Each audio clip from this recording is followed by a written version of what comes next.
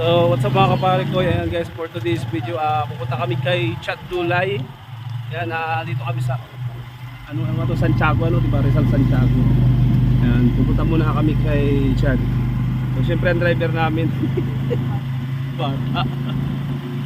Ayan, pupunta po kami kay, dadalawin namin din si nag-promise kasi ako sa kanya na pag natuloy ako pumunta dito sa Santiago, sabihin na dadalaw kami dun.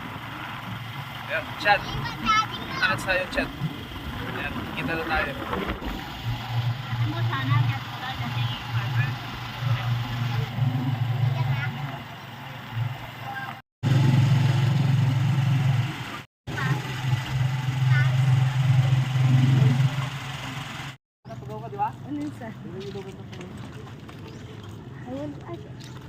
Nakita ko si Ilin. Daming itik.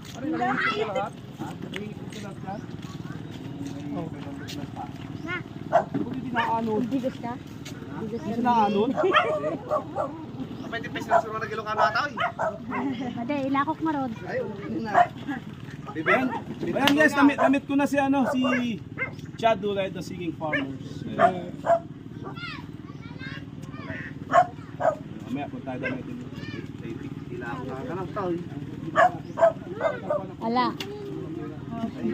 Susundo ko yung bata.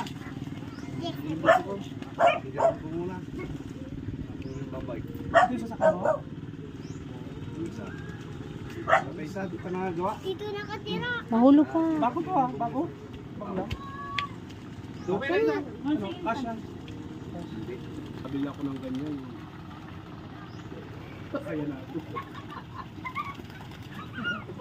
Opo kayo.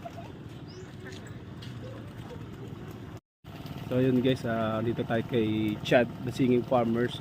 So titingnan natin dito yung buhay niya. Napakaganda yan. Siyempre may bagong sasakyan, no? Pick up. Sana all may pick up.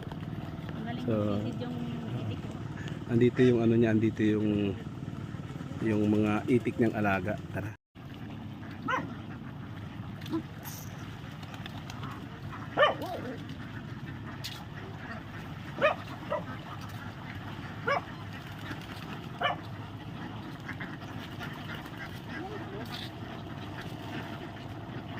Dami. 1,600 na itik. Ilan? 1,600. Grabe na. Oh.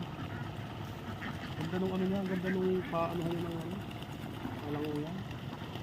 So ayun mga pare ko, dahil siyempre sumasahod na tayo sa sa Facebook kay Reels, yan kay Tatay M. So siyempre nakapagpunta agad tayo guys ng isang business.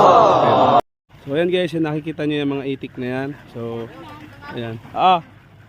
Nakabili tayo ng 1,600 piraso. Ayan po yung sinahod natin sa sinahod natin sa Facebook. Ayan, ang dami oh. Ayan guys. So ayun. Ayos So ayan po ang kumikitang kabuhayan. Ayan, katas po yan ng Facebook. Katas po yan ng Facebook ni Chad Dulay. Ni Chad Dulay, the Singing Farmers. Hindi po yan sa akin. Joke lang yun guys.